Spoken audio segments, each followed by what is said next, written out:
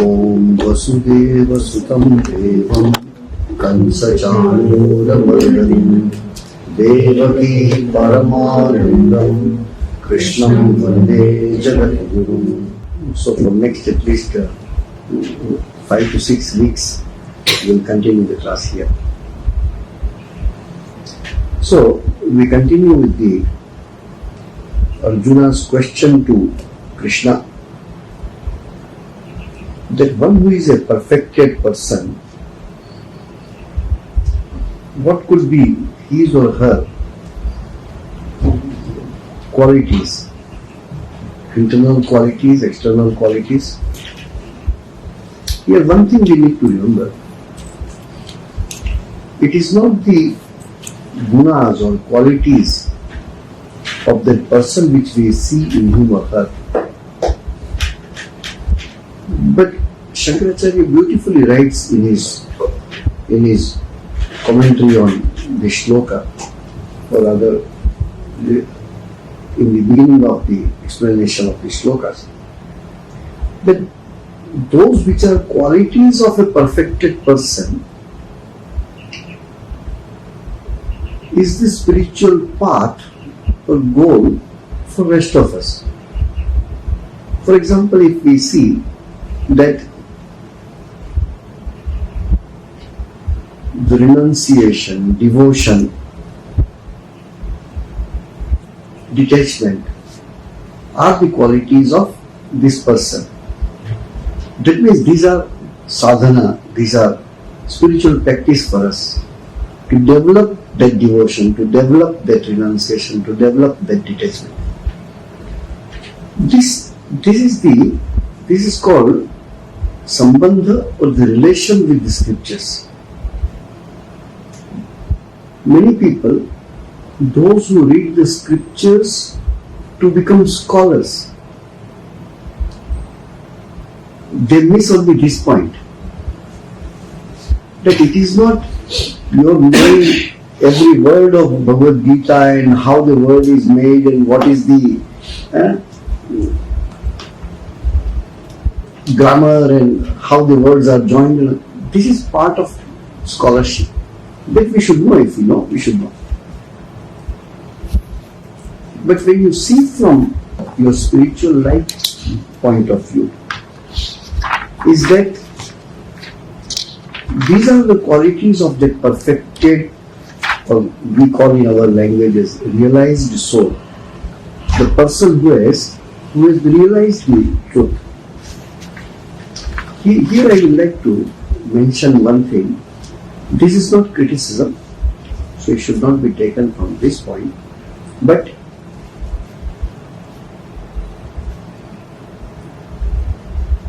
we do not hear this aspect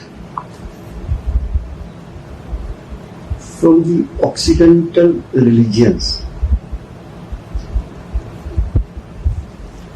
Good qualities many times are there, but the concept of realizing the truth, realizing God, this concept you do not find from Christianity, Islam, Judaism. That we have to realize who is Father in heaven. The goal of life is to know who is Father in heaven. This kind of explanation we don't find. You have a belief system, and scripture says that this is the way you should live life, which seems to be the same sadhana. But this point which we discussed is probably not that much emphasized. I should not tell it is missing, but it is not that much emphasized. So you do not see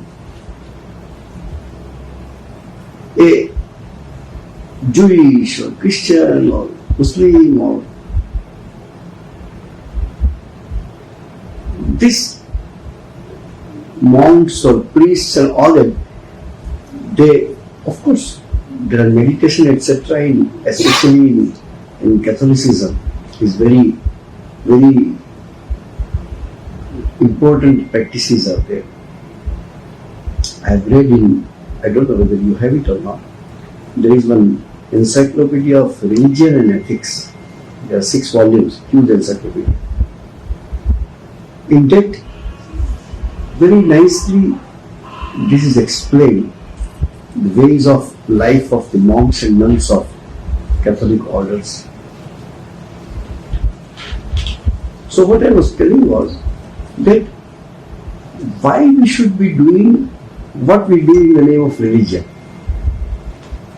As it is clearly and repeatedly explained in the Eastern religions like Hinduism, Buddhism, Sikhism, Jainism, the value of internalizing your spiritual life. Probably it is there. We may not be that much in contact with those literature. Could be. But it seems like this. So, here it is very clear that when we read, understand the qualities of this person, in Bhagavad Gita at least 3 times, Sri Krishna is attempting to explain and the qualities of this realized soul. Once it comes in the 2nd chapter which we are discussing now, then it comes on 9th and 12th chapter when he discusses about an ideal devotee, who is an ideal devotee. And then it comes in the end of Bhagavad Gita on 16th chapter, a person who is above the 3 gunas, the gunatita lakshana. So these 3 places, though it is other places here and there you find, but mainly in these 3 places you find that how that person is, how he spent his life. So it is put from this point of view that these are his or her qualities. If we don't have those qualities, we are supposed to practice those qualities in terms of becoming like them.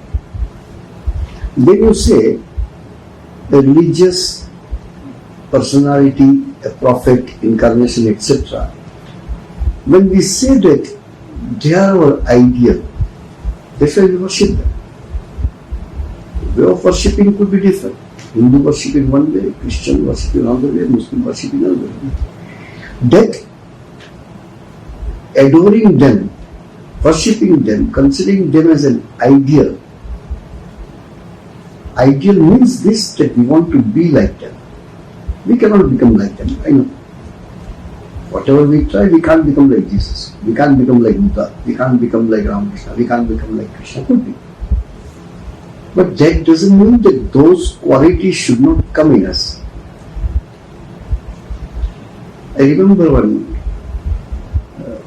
one of the topic long before in one of our lectures, I told that, sometimes we are very proud of, I am in contact with, I go to this temple, my childhood, last 30 years we are in contact with Ramakrishna Mission.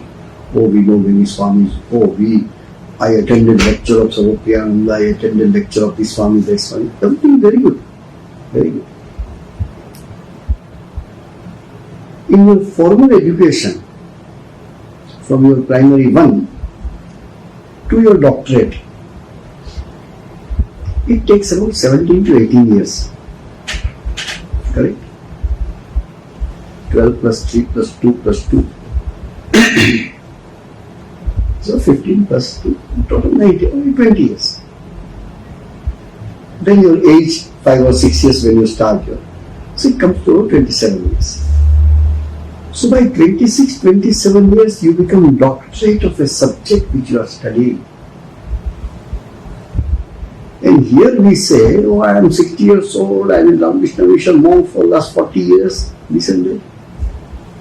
And not a single quality of Ramakrishna, not in any person comes in me.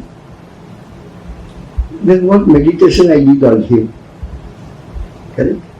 If you meditate on Buddha, some of his qualities in some fraction should come in me, because I am meditating. What is meditation?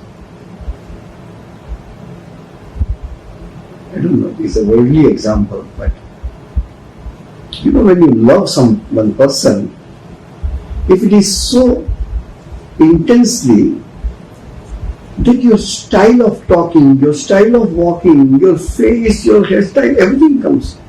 You see, youngsters you will find, they idealize a cinema star, they idealize a sportsman. They change their hairstyle, they change their dress, they change their shoes, they change their walking. Why? Because they idealize that. Internally, they cannot become a sports person or an actor. So they do it externally.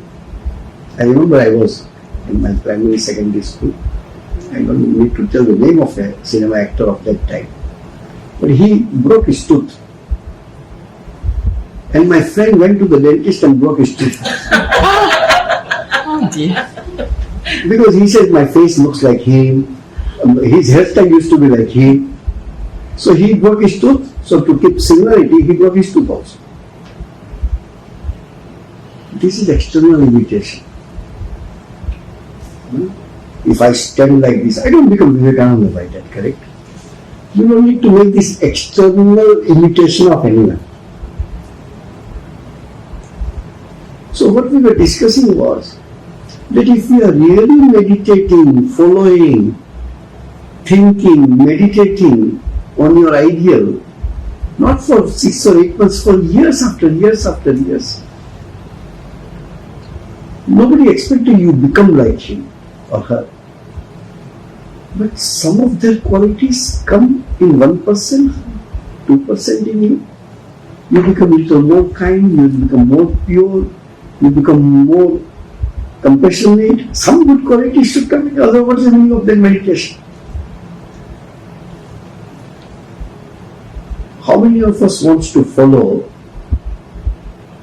Sri Ramakrishna in that way? How many of us want to have a beard like him? No. It's not external imitation, but it is the internal imitation. There is a very, very famous book called Imitation of Christ. That is not external imitation. That is imitating how Jesus Christ would have reacted in this situation, thinking that people crucified him and the words of blessings came out of his mouth. You don't crucify or nail my hands and feet, you just tell me one bad word and I react and become angry on you, and then what kind of devotee I am of Jesus Christ? So from this point of view we are telling that it is not a mechanical meditation and thinking of your ideal, but it is following the footsteps in certain percentage. We know we cannot become like that, but some few qualities should come. In some percentage it should come. So that is the reason for which we study this one. We don't, or any great people, you read the lives of great people. I remember when Swami told me long before, you ever built a library, fill your library with the lives of the great people of any field. Doesn't matter who they are. But they are something special, and that's why they are famous, rich, influential, motivator, etc. etc. Because they led their life intensely in that direction. Okay, you only earn money. Could be. Show me how you can earn that money. Not possible. Somebody acts well, somebody plays well, somebody does something very great. And most ordinary people do extraordinary things. We need to just look at the list of, as many of you should know that in India we have, everywhere, here also you have PBM, BBM, this kind of, facilitation is there from government side because of your service to the society. In India we have your Padma Shri, Padma Vibhushan and all that. In last few years, if you see the list of who got it is impossible to believe that those people can get this kind of, what do you call it? Recognition. Most of the countries cannot think of. Person whom nobody knew in that way, not at all famous. But here also it is there. Every country it is there. For example, I know you. You are doing a great job. I can suggest with the help of others, hey, let us put signature and tell government to give Padma Shri to so and so because he is doing great work. This is the way it goes. I remember recently one girl in India, it must be about 10, 12, 15 years before. She was preparing for mountaineering. She will go to the hills to climb the mountains and all that. A very major, painful incident happened with her, and she lost one of her leg. And long story. So she was taken to hospital, this and that. The day she was discharged, she went directly to the only lady of India who had climbed Mount Everest, called Chandripal. She went to her and told, I want to climb Mount Everest. She looked at she looked at her leg. How you can do it? I will do it. And she did it with one leg, called Arunima Singha. So she is in contact with the mission. So some people told to one of her Swami who knew her well, let us recommend her name for Padma Shri. She is something extraordinary like that. So people do recommend. So these qualities when we see of these great people is for us to learn something and implement in our life. In any percent.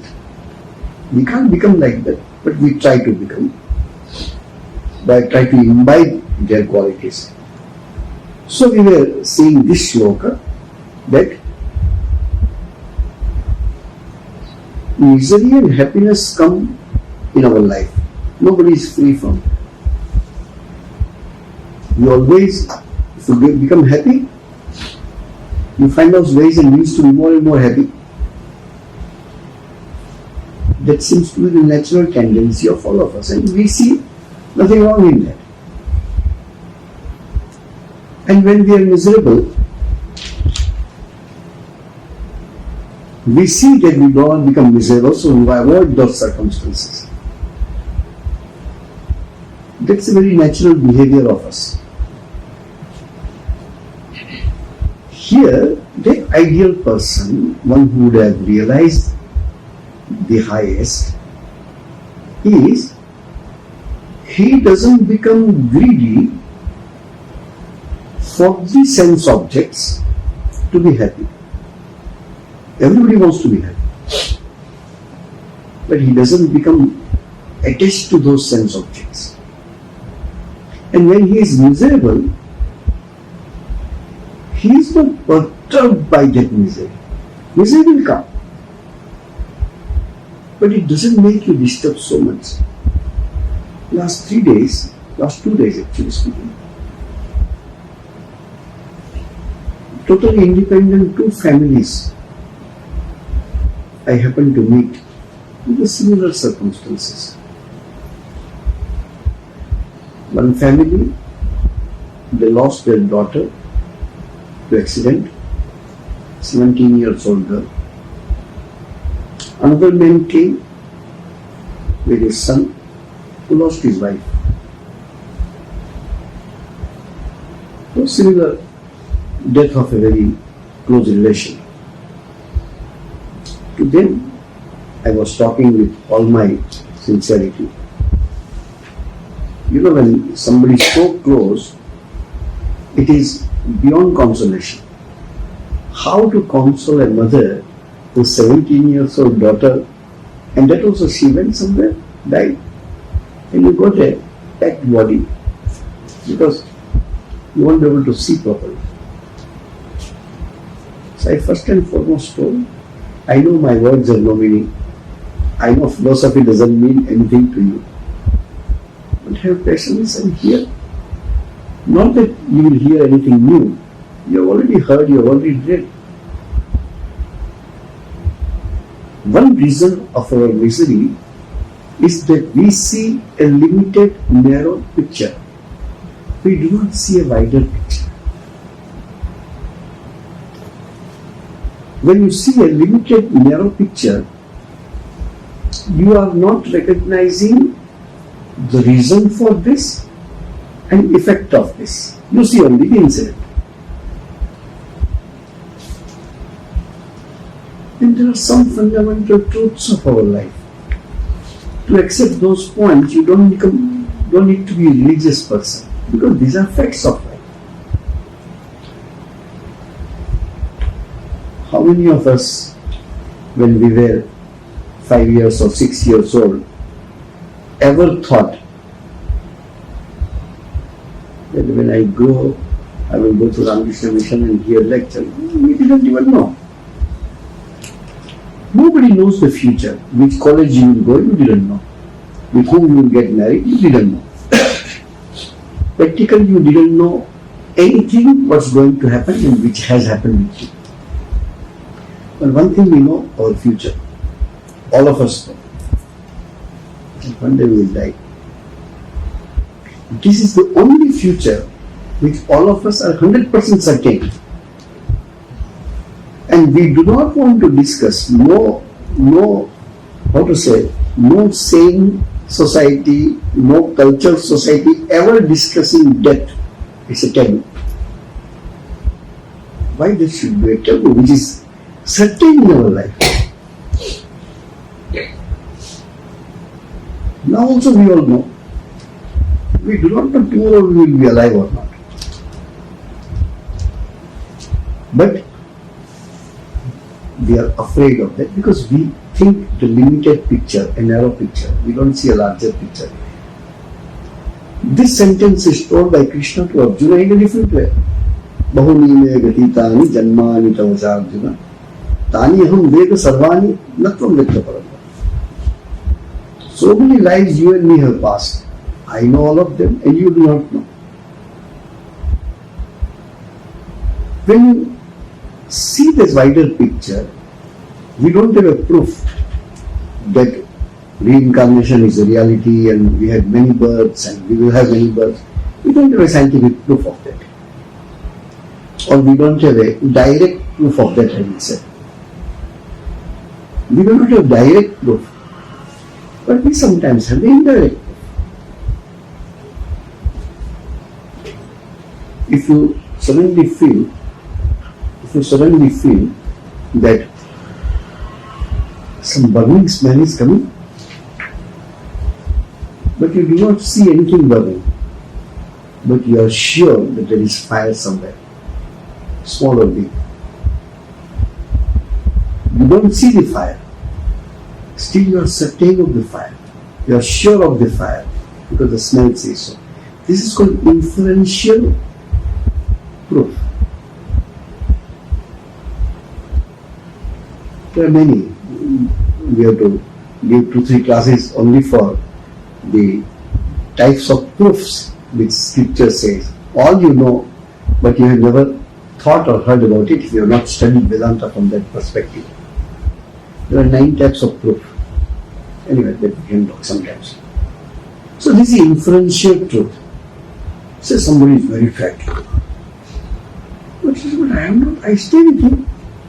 I have not seen him eating. Without eating, how he can become fat? That is another way of proof. There is a Sanskrit simple sentence for that. Ino Devadatta Divana Bhute.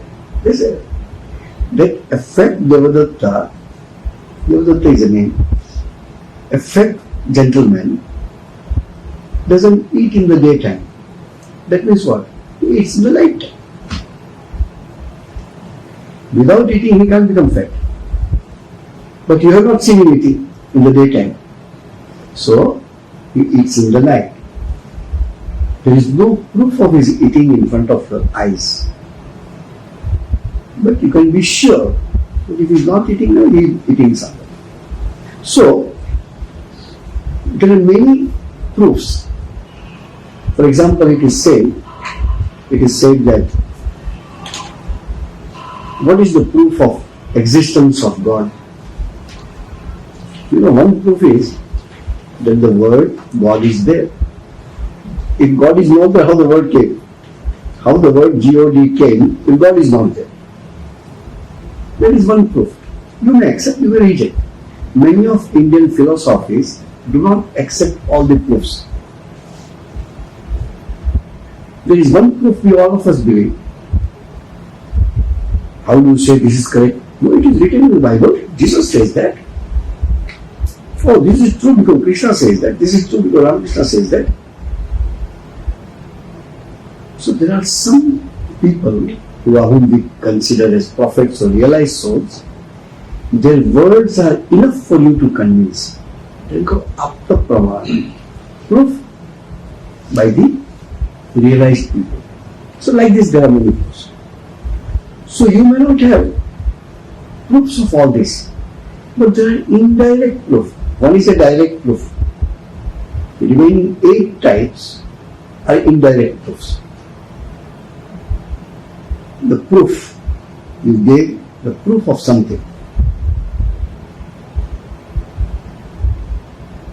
Little Sanskrit. One is called Pratyaksha Pramana, direct proof. Pratyaksha means in front of my eyes this has happened. So eyewitness is the biggest proof. One is Paroksha Pramana, indirect proof. Did you see that? No. But I heard the noise. I heard the voice. I heard him or her screaming. When I went, I saw this. That means it would have occurred.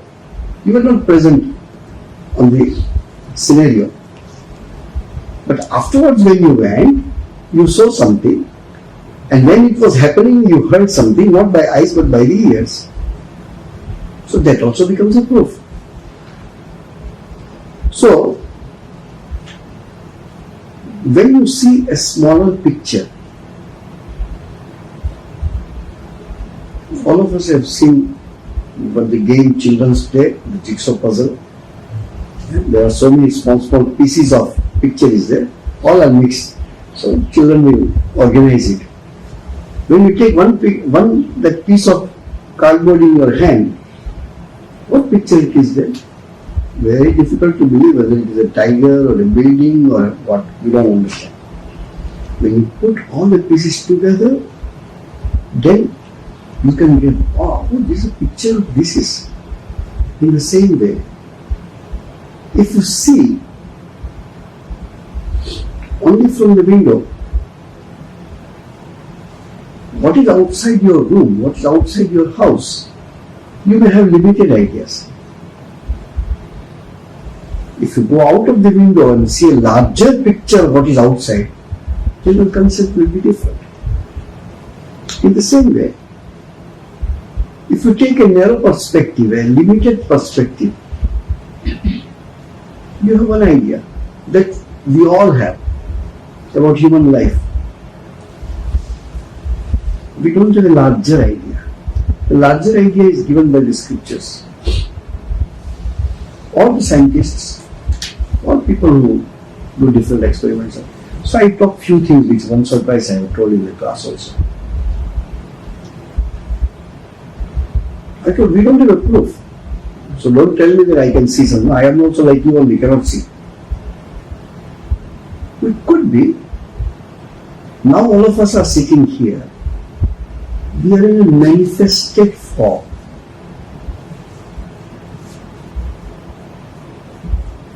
What about you if you are unmanifested? So we can't see them. Maybe it's a crazy idea, but could be true. There may be few people here who are unmanifested. They don't have a body to show themselves or for us to see them. Just imagination. Go to YouTube and type invisible world. Maybe some movie name or something will come. Ignore that. Try to see what they mean by it. Invisible. Do you see anything on this surface? You don't see anything. Take a picture and make it 5,000, 10,000 times bigger. You take a plain water, what you call mineral water, very clean, pure water. Take a drop of water and make it 3,000 times bigger. The whole aquarium is there inside. So recently when it is, all this new type of inventions took place, those who are interested in that have understood that this is not the only world. This is not the only world. There is a world which is not visible to you, but it is there. But this is very fine. With this naked eye you cannot see. There is again another big world. It is so big that you cannot see it.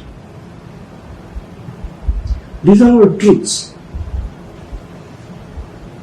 In our body, we have varieties of bacteria and all that in our body. They live on our body. Parasites, they live on our body. Some are helpful, some are harmful. Do those bacteria know that you are very lucky to be in the stomach of a monk, They don't have such concept. For them, the concept of man, woman, monk, not monk is too big for them to come in their mind. But they live in the same place. They don't have an idea. Think you are traveling by car. Hopefully, I am not blaming you that your car is not clean, but when you sit in your car, one fly or a mosquito is inside your car. And then you shut the doors. No mosquito cannot go out. Then you came to mission, opened the door, the mosquito came out of your car. Does the mosquito know that he has come to Ramakrishna Mission? It is too big a concept for a mosquito to think. That world I am telling for us, that we are there. There is a small discussion in the Gospel of Sri Ramakrishna. The Girish Course, who knows? Maybe we are in the stomach of a huge living being in whose stomach all the suns and moons and stars are there. We have in the imagination that in our scriptures that we are in the womb of Divine Mother. Even the suns and moons are part of Mother's womb. We are not inside. Why it can't be? If the bacteria can stay in your stomach without knowing that they are in your stomach, maybe we are also in the stomach of someone whom we do not know. A question which I am asking for last till I know my childhood. Many places I have asked. If you have an answer, please give me. I am looking for an answer. All of us know up to certain extent, the meaning of the word infinite. All of us know something which is endless. There is no other shore. There is no other end. It's called infinite. It's a definition. In reality, none of us can conceive the idea of infinite. It's not possible logically. But okay, what ideas we have is enough. Look at the sky. Is there any other end of the sky? Sky, space, whatever word you want to use.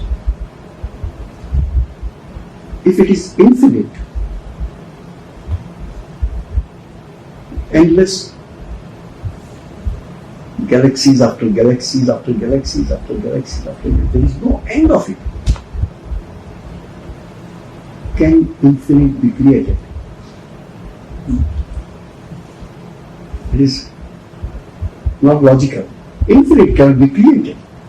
Infinite can be there, but cannot be created. Because one who creates the infinite should be other than infinite.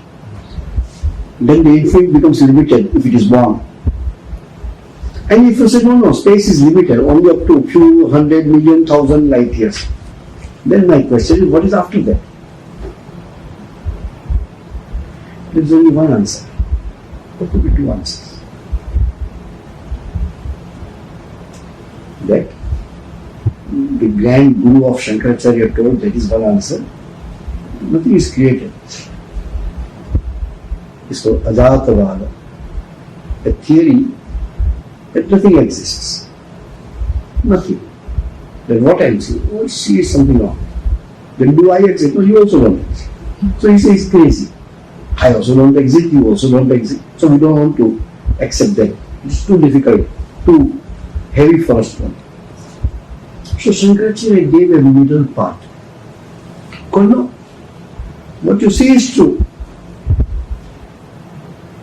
But it is a distorted truth. Because of your ignorance, he gave a big word called Maya. Because of Maya, you are seeing all this. Actually, it is not there. No, that is little able to understand. So Vivekananda says in Jnana Yoga, only God exists. Through the screen of Maya, you see it as a world, as a universe. That is the only answer. Infinite cannot be created, and if it is not infinite, what is after that? What is beyond that? Here infinite is finished. Then something is there, no? Then it cannot be called infinite. If it is infinite, it cannot be created. So there is no logic to say, even scientists have started talking in this line. I am not good in those big theories of science.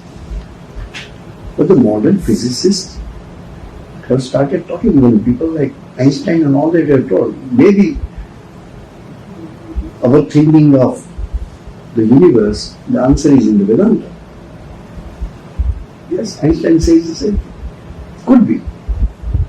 These are too big for anybody to prove. That's why these great people, I'm not good in that again.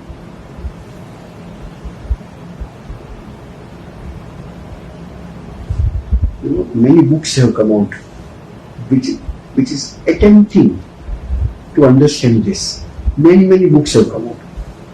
The Third Eye of Shiva, the Maya in Physics, then the short brief history of time, the Cosmic Dance of Shiva, all written by Westerners. Indian is only one. Maya in Physics is by one professor of Utkal University, Dr. Panda. He has written Maya in Physics. It is attempting that to understand eventually what it is.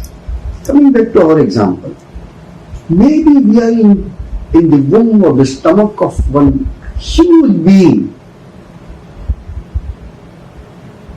Could be. And this discussion is there in the Gospel. Girish Chandra Ghosh is talking to Master Mahashaya. And it could be. As the bacteria in our stomach doesn't know that you are in the stomach of somebody, in the same way we do not know that we are in the stomach of somebody. Could be. You say, no, we don't see. This is so relative that you are not able to see. You cannot see, you cannot feel, you cannot understand. So I was talking to these two families who came, that there is a narrow picture that this is the only life. There is only one life. These are the words which has become more popular because of media, because of movies and all that. Oh, you have only one life, live it fully. Who says? Who says? If this is the only life, I didn't have any previous life, I will not have any future life, this is the only life I have, then God is partial. Accept it.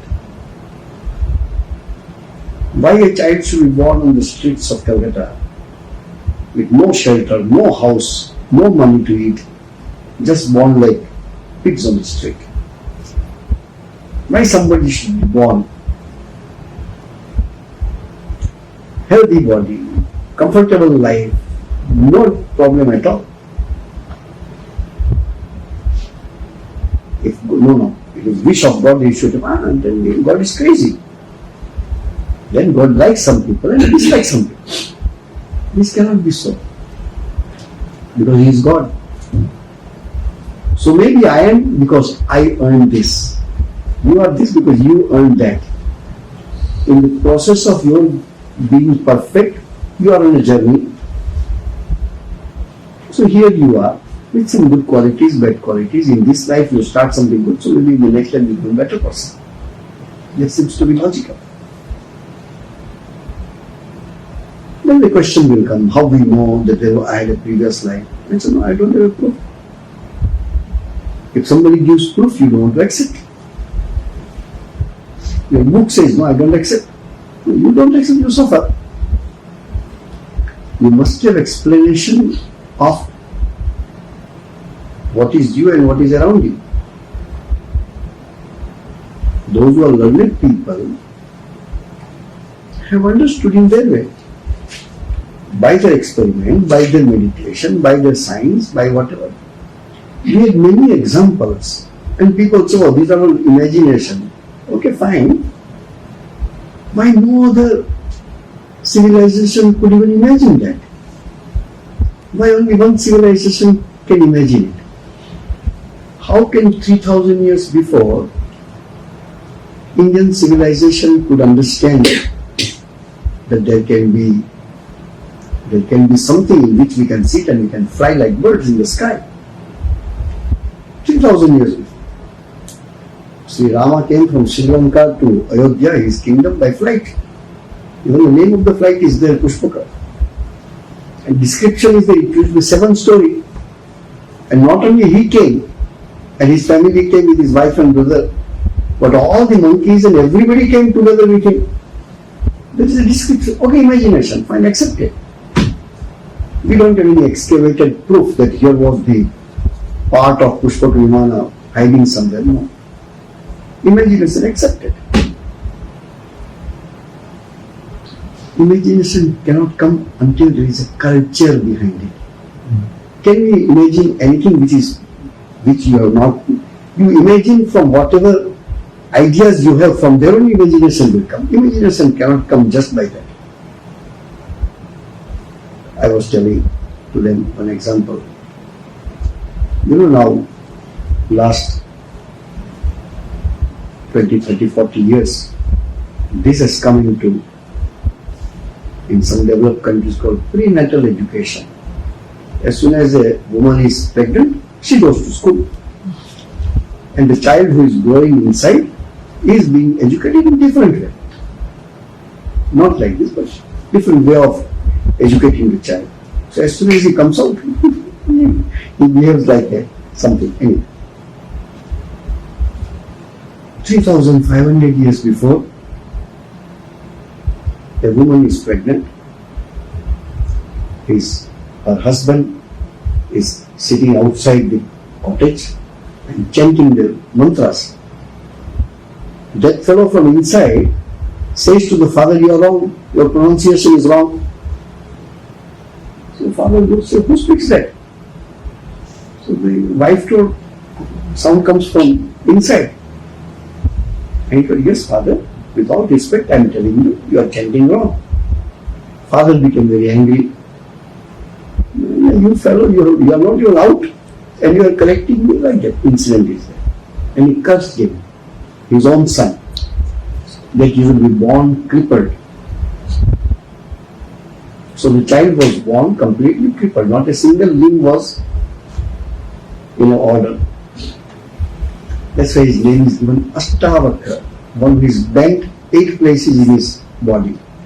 But he was one of the most learned person in our scriptures.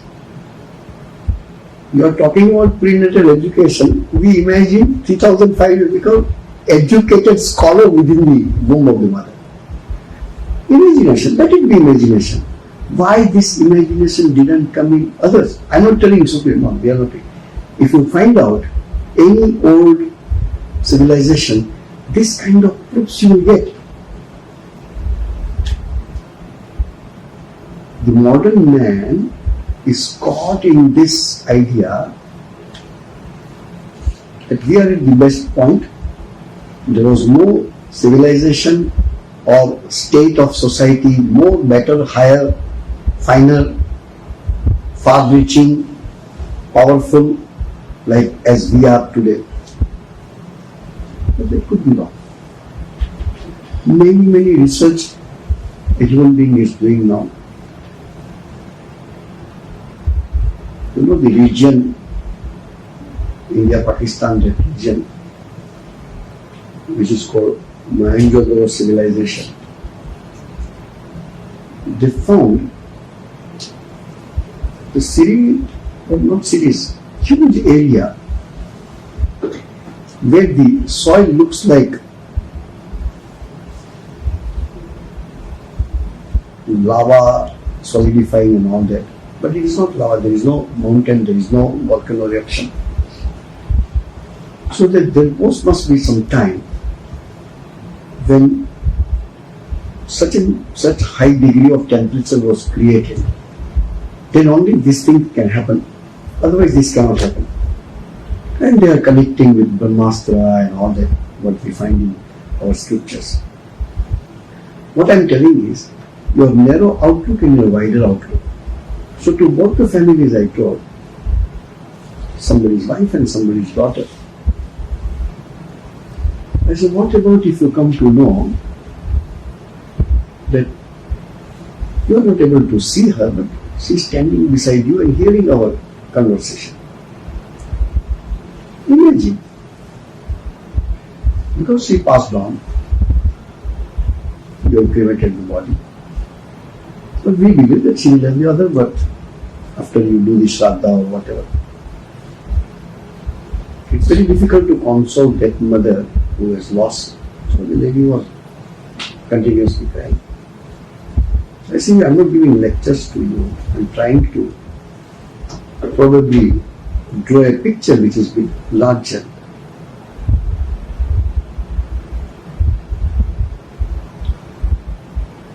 Modern science says energy cannot be destroyed, only it becomes from one form of energy to another form of energy.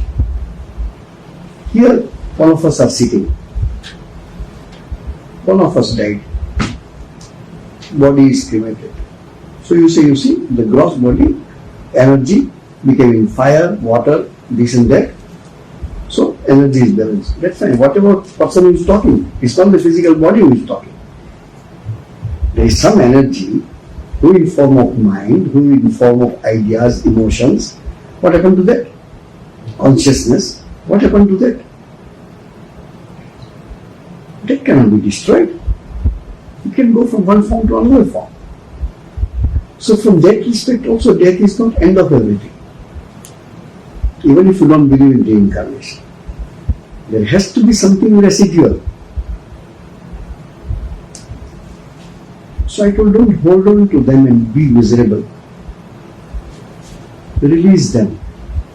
What you do in any of the culture, if you bury the body, is one thing. But in most of the culture, in Singapore, most of the people do the cremation. You get this one small urn of some bones and all that. What you do, you usually put in the river or the ocean. In the same way, you release that person from your bondage. What you do when your child goes overseas for study? You go to airport, you cry, but you release him. Okay, go. Become something and come back. You will not be even sick for next 5 years. So I told to this lady, think that your daughter is going to become a better person somewhere. Maybe you will not meet. Here at least you have a video call. But there is something where Wi-Fi is not there. You don't get a video call. But we believe in this way. We have to use the word belief. But I told, I'm not a great man, but I don't believe it because I know it is there. It's not a question of belief. Belief is because I don't see. In that way it is belief. But so far as the theory is concerned, there is no doubt about it that this is there. There are thousands of proofs. Happens every day in the world. So, the narrow picture, we become narrow. But when you become a little larger picture, then you don't become greedy. Why? I become, say, very greedy. I want to accumulate everything. But eventually I know, not even 10 cents will go with me. I can't carry even 10 cents with me. So even if you live together, there will be a screen of detachment in your craving, in your greed. Because you believe that I can't take it. Do we need to believe? No, we know we cannot take it. There is nothing to believe. It is true that we can't take it.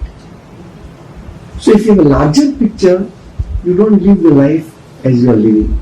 That's how the spiritualists don't immediately jump into samadhi and break. Spirituality is this, that you start understanding a larger picture. Not the narrow picture of this only. No, you are not only this. There is something once you go. It is very funny. We will take next time. We don't have much time. But it's very funny.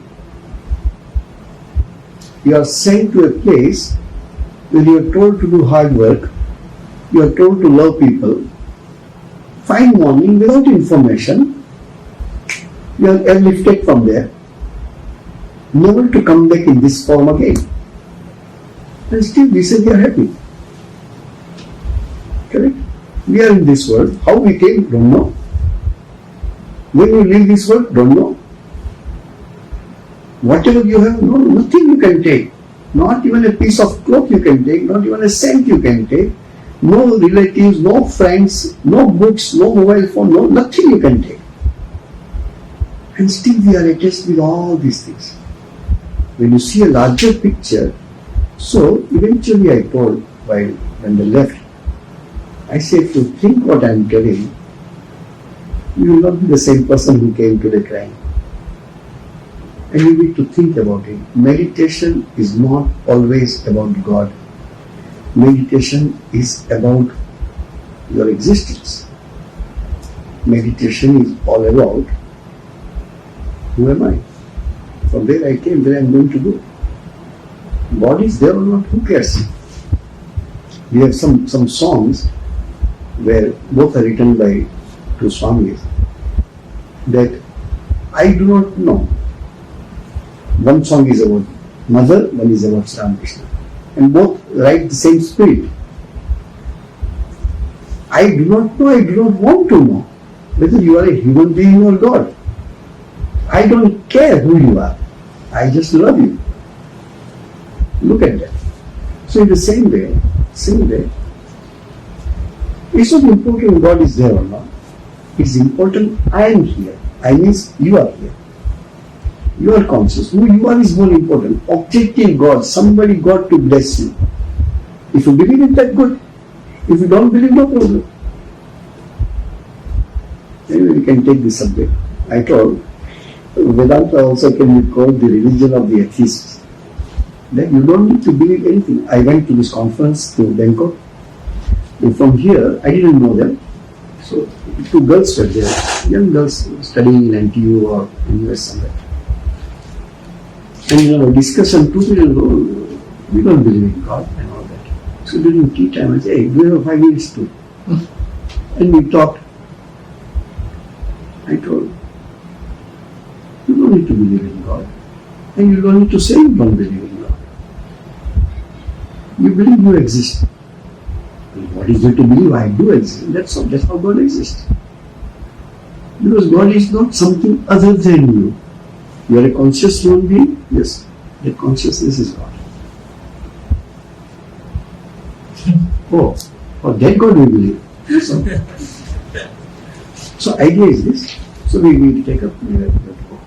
So we will continue with this slogan. Om Shanti Shanti Shanti. Hari Om Tat Sat. Shri Ram Krishna Arjuna.